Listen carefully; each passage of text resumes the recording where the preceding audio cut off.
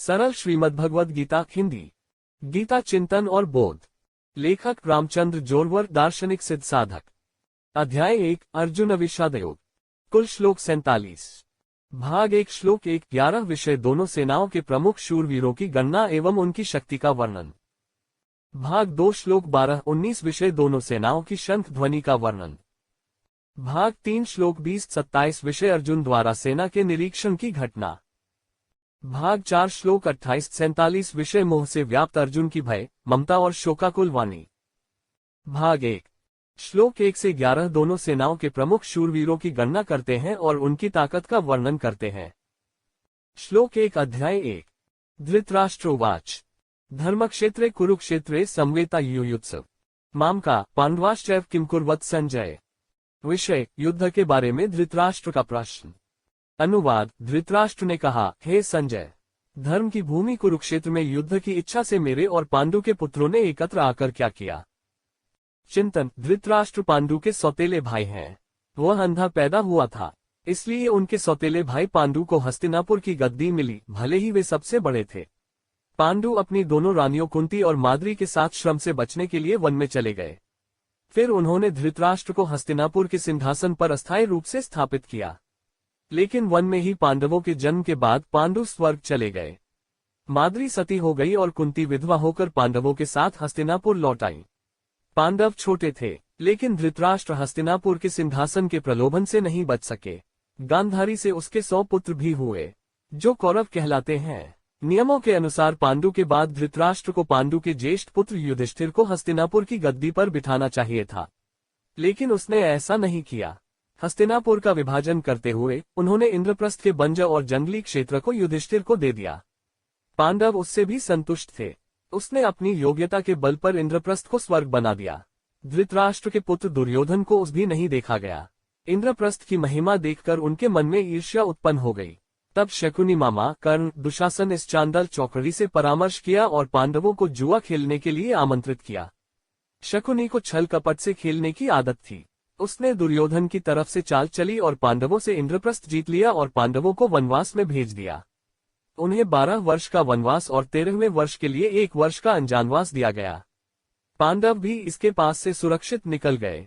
निर्णय के अनुसार इंद्रप्रस्थ पांडवों को वापस किया जाना था, लेकिन दुर्योधन ने पांडवों के प्रस्ताव को अस्वीकार कर दिया और जिद पर अड़ गया कि वो पांडवों को ऐसी कोई जमीन नहीं देगा जो सुई की नोक पर फिट हो। राजा धृतराष्ट्र का राज्य के प्रति अत्यधिक लोभ और संतान की अत्यधिक लालसा इसका कारण बनी। बच्चों के मोह के कारण वह उनकी किसी भी जिद का साथ देता रहा। संतान के मोह के आगे वह राजा के कर्तव्य को सर्वथा भूल गया और अंत में इसी संतान के अत्यभोग, मोह और लोभ का परिणाम युद्ध में परिणत हुआ। बोध। राजा हो या आम आदमी, यदि समय रहते अपने बच्चों को उचित संस्कार नहीं देते हैं तो समाज में कहीं न कहीं लड़ाई झगड़े की स्थिति उत्पन्न हो सकती है। इसी मोह के कारण हम प्रतिदिन समाज में अनेक अपराध देखते हैं। बच्चों को दुलारना, उन्हें जो वे चाहते हैं देना या वास्तव में उन्हें डराना, दोनों ही तरीके गलत हैं। संस्कार दोनों का मध्य है। इन संस्कारों के लिए गीता का बहुत महत्व है। हम उनसे सबक सीखना चाहते हैं जो हमारे जीवन और आने वाली पीढ़ियों के लिए उपयोगी होगा। श्लोक 2, अध्याय 1। संजय उवाच दृष्ट्वा तु पांडवानीकं व्यू दुर्योधनस्ता आचार्यमुपसंगम्य राजा वचनमब्रवीत। विषय धृतराष्ट्र के प्रश्न पर दुर्योधन द्वारा द्रोणाचार्य के पास जाने का वर्णन। अनुवाद। संजय ने कहा, राजा दुर्योधन ने पांडवों की सेना को सज्जित देखा और द्रोणाचार्य के पास जाकर कहा। चिंतन। संजय राजा धृतराष्ट्र के वफादार सारथी थे। व्यास ने उन्हें राजमहल में बैठकर युद्ध के मैदान पर होने वाली घटनाओं को देखने की दृष्टि प्रदान की थी। पहले व्यास ने धृतराष्ट्र को वह दृष्टि प्रदान की थी, लेकिन अब उनमें कुरुकुला के इस छोर को देखने का साहस नहीं था, तो उसने संजय को वह दृष्टि देने को कहा। उस दिव्य दृष्टि से संजय राजभवन में बैठे राजा धृतराष्ट्र को कुरुक्षेत्र के युद्ध का वर्णन कर रहे हैं। दुर्योधन, जिसने यह मान लिया था कि वह सुई की नोक पर फिट होने के लिए पर्याप्त भूमि नहीं देगा, वह इंद्रप्रस्थ का स्वयंभू राजा बन गया। उसने पांडवों से इंद्रप्रस्थ के राज्य को बरकरार रखा, जिसे उसने हड़प लिया था। उसने जीवन भर पांडवों के साथ विश्वासघात किया था। वह उन्हें लगातार प्रताड़ित करता था। लाक्षागृह में पांडवों को जलाने का प्रयास किया। भीम को जहर दिया गया था।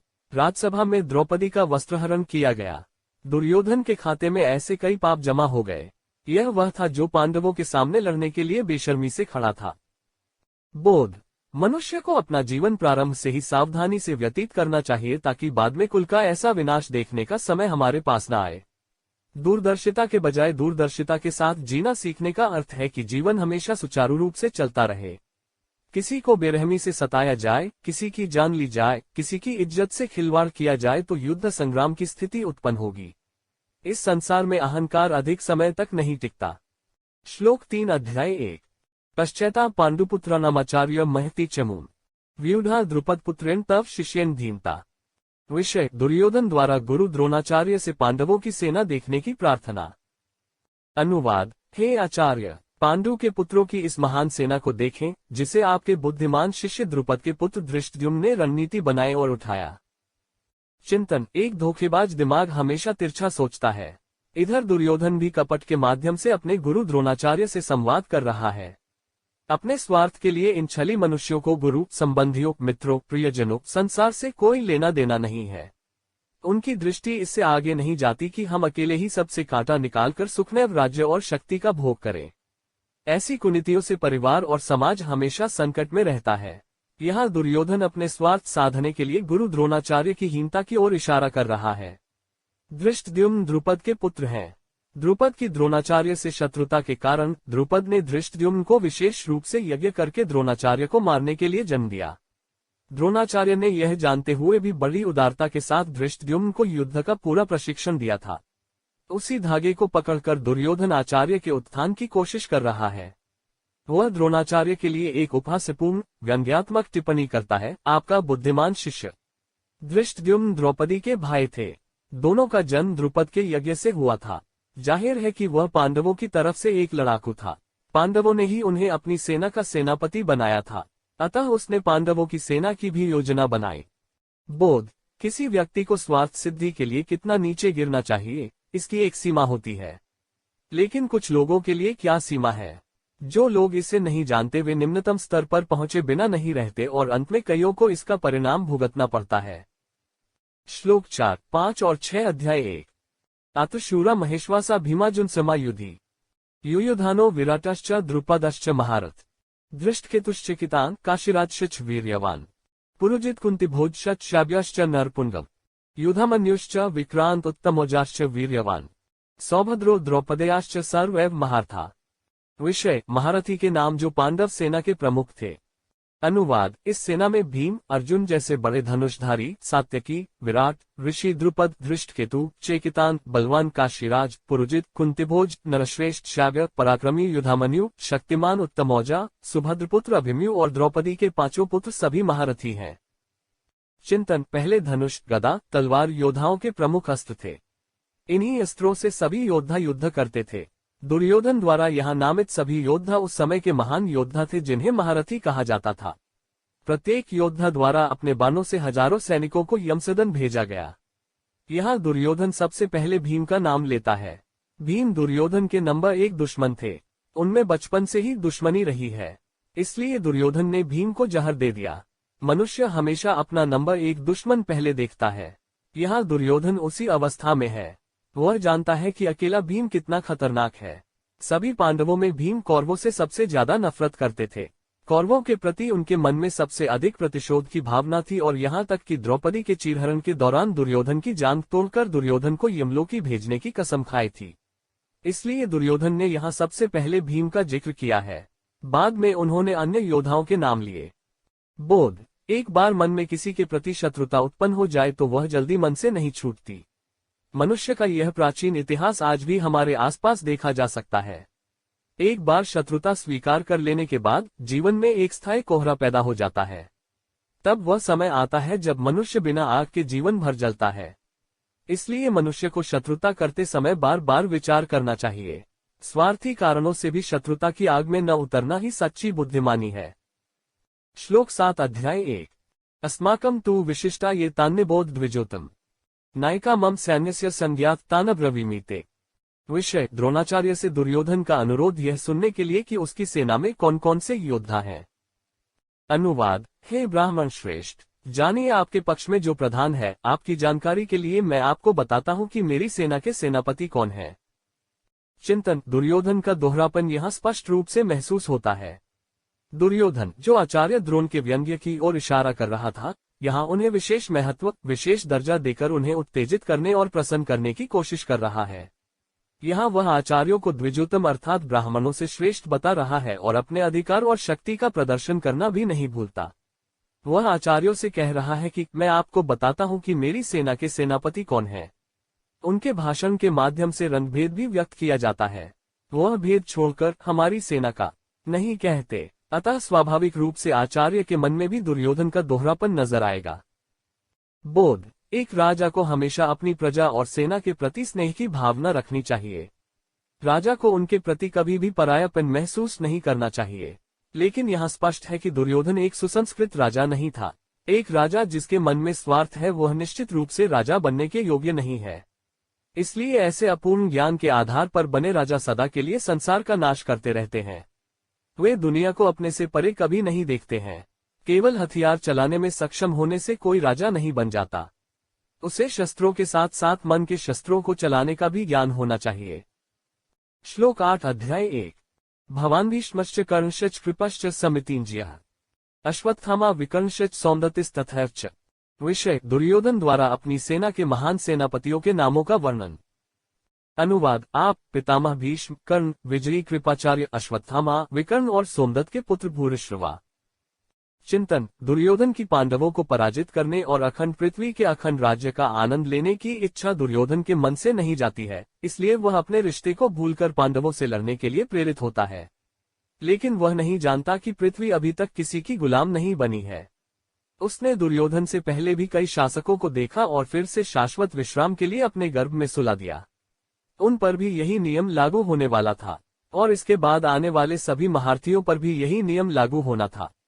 अगर दुर्योधन में यह समझने की बुद्धि होती तो क्या वह युद्ध में पड़ता। पांडव योद्धाओं के नाम बताकर आचार्य द्रोण को उनके प्रमुख महारथी के नाम दुर्योधन बता रहा है।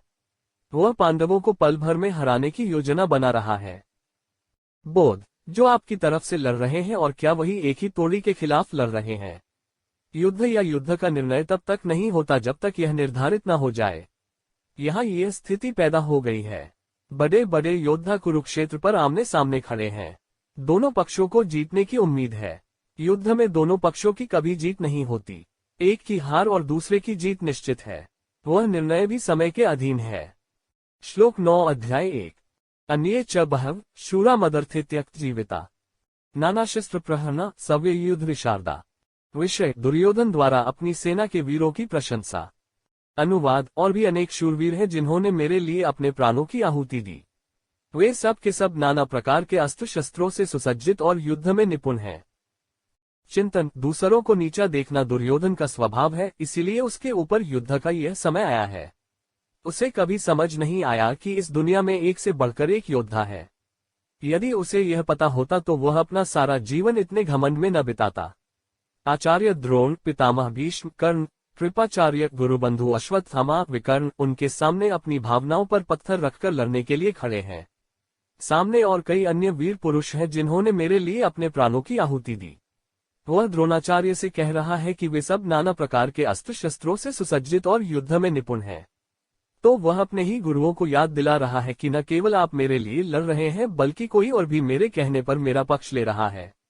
इसके अलावा वह आगे पुष्टि करता है कि वे भी युद्ध में कम नहीं हैं। बोध, हमारे साथ कौन लोग हैं, कैसे हैं, इस बात का हमेशा ध्यान रखें और उनके सामने क्या कहें। आपको इसके बारे में भी पता होना चाहिए। सत्ता के बल पर ही लोग कुछ देर हमारे पीछे खड़े रहेंगे, लेकिन एक बार जब लोग आपके उद्देश्य और व्यक्तित्व पर ध्यान देते हैं तो वही लोग आपको छोड़ने में संकोच नहीं करते। श्लोक 10 अध्याय 1। अपर्याप्तम तदस्माकं बलम भीष्माभिरक्षितम् पर्याप्तम त्विदमितेषां बलम भीमाभिरक्षितम्। विषय, दुर्योधन का कहना है कि हमारी सेना पांडवों की सेना से अजेय है। अनुवाद, भीष्म पितामह द्वारा रक्षित हमारी यह सेना सब प्रकार से अजेय है, लेकिन भीम द्वारा संरक्षित उसकी सेना को जीतना आसान है। चिंतन, यह श्लोक स्पष्ट रूप से बताता है कि दुर्योधन का वास्तविक युद्ध किसके साथ है। वह यहाँ सबसे पहले भीम का जिक्र कर रहा है। वह भीम को पांडव सेना की रक्षा करते देखता है। भीम कितना भी बड़ा योद्धा क्यों न हो, कितना ही बड़ा त्यागी क्यों न हो, भीष्म पितामह उसके पक्ष में है। स्वयं परशुराम भी अब तक उन्हें पराजित नहीं कर सके थे। आज तक उन्होंने देखा कि इस मैदान पर भीष्म को कोई नहीं हरा सकता। दुर्योधन को कोई संदेह नहीं है कि वह भीम को चुटकियों में हरा देंगे, इसलिए वह यहाँ पितामह भीष्म के गुण गा रहा है। दुर्योधन को लगता है कि उसके द्वारा रक्षित सेना हर तरह से अजेय है, क्योंकि जिस दल के पितामह है उसे कोई नहीं हरा सकता। उन्हें भीम द्वारा संरक्षित पांडवों की सेना को अपने दम पर हराना आसान लगता है, इसलिए उन्होंने भीष्म को सेनापति बनाया है। उनका खेल भी अलग है। पांडव अपने प्यारे दादा के खिलाफ शस्त्र नहीं उठाएंगे और दादा अपना वचन निभाते हुए पांडवों के खिलाफ शस्त्र उठाने से नहीं हिचकिचाएंगे। मरते समय पितामह ने अपने पिता शांतनु को वचन दिया था कि जब तक वे जीवित रहेंगे हस्तिनापुर की रक्षा की देखभाल करेंगे। तो दुर्योधन को उम्मीद थी कि ऐसी कुटिल चाल से उसका मकसद पूरा हो जाएगा। बोध। रिश्तेदारों की भावनाओं से खिलवाड़ कर एक दूसरे पर वार करने वाले हत्यारे आज भी समाज में हमेशा के लिए काम कर रहे हैं। वे लगातार इस तरह का खेल खेल रहे हैं, लेकिन कई बार उनकी कुटिल साजिशों का पता भी नहीं चल पाता है। श्लोक 11 अध्याय 1। अयनेषु च सर्वेषु यथाभागम वस्थिता भीष्मेवाभिरक्षन्तु भवन्तः सर्वैः। विषय: दुर्योधन का द्रोणाचार्य तथा अन्य योद्धाओं को मिलकर भीष्म की रक्षा करने का निर्देश। अनुवाद: अतः हम सब व्यूहों के द्वार पर अपने अपने स्थान पर रहकर निस्संदेह भीष्म पितामह की सब ओर से रक्षा करें। चिंतन: इस श्लोक से ज्ञात होता है कि पितामह भीष्म ने जो सेना संगठित की थी वह अनेक रणनीतियों के माध्यम से थी। कौरवों के पास 11 अक्षौहिणी सेनाएं थी, जबकि पांडवों के पास केवल 7 अक्षौहिणी सेनाएं थीं, यानी 1.5 गुना से भी ज्यादा। इसीलिए दुर्योधन को अपनी सफलता का यकीन था। लेकिन दुर्योधन को यह नहीं पता होगा कि एक शेर हजारों बकरियों के झुंड को डरा सकता है। पांचों पांडव उस समय के मनुष्यों के बीच सोए हुए स्तन वाले शेर थे। उनके बाणों की ध्वनि और उनके शंखों की ध्वनि से ही अच्छे वीर लड़ते लड़ते मर जाते थे। दुर्योधन को यह डर है, इसलिए वह सभी को चेतावनी दे रहा है। सेनापति उस सेना की रीढ़ होता है, अतः युद्ध करते समय सेनापति का विशेष ध्यान रखा जाता है। सभी सैनिकों के चले जाने तक, यानी लड़ाई के अंत तक, सेनापति का जीवित रहना बहुत महत्वपूर्ण है। भले ही पांडवों ने भीष्म को मार डाला या कैद कर लिया, लेकिन कौरवों की हार निश्चित थी। पितामह भीष्म को इच्छा मृत्यु का वरदान मिला था। शांतनु ने उन्हें वह वरदान दिया था, तो भले ही इसे इच्छा मृत्यु दी गई थी, मगर यह निश्चित रूप से अमर नहीं था। पांडवों पर उनकी उतनी ही जान थी जितनी कौरवों पर, लेकिन दुर्योधन द्वारा बनाई गई स्थिति के सामने वह बेबस था और कौरवों के पक्ष में एक सेनापति के रूप में खड़ा था। कौरवों की जीत हो या पांडवों की, अंत में हार भीष्म पितामह की ही होगी। बोध। ऐसे कई सवाल सामान्य जीवन में भी बड़ों के सामने आते हैं। बच्चे अपने हिसाब से सोचते हैं और आपस में लड़ते रहते हैं। तब उन्हें नहीं पता कि किसका पक्ष लूं। जीवन समाप्त हो जाता है और उत्तराधिकारी ऐसे बड़ों के सामने अपने अधिकारों का प्रदर्शन करते हैं। तब उन बूढ़े लोगों को लगता है कि मौत अच्छी है, लेकिन जिंदगी अच्छी नहीं है। ऐसे में तटस्थ रहना पड़ता है, वरना ना चाहते हुए भी किसी का पक्ष लेना पड़ता है। हालात को देखते हुए बचे हुए कुछ दिनों के लिए जिंदगी से समझौता करने के अलावा उनके हाथ में कुछ नहीं रहता है। गीता के प्रथम अध्याय के 1 से 11वें श्लोक में अब तक दोनों सेनाओं के प्रमुख शूरवीरों की गणना और उनके पराक्रम का वर्णन है। हमने यहाँ इसके बारे में थोड़ा सोचा है। श्री कृष्णार्पणमस्तु।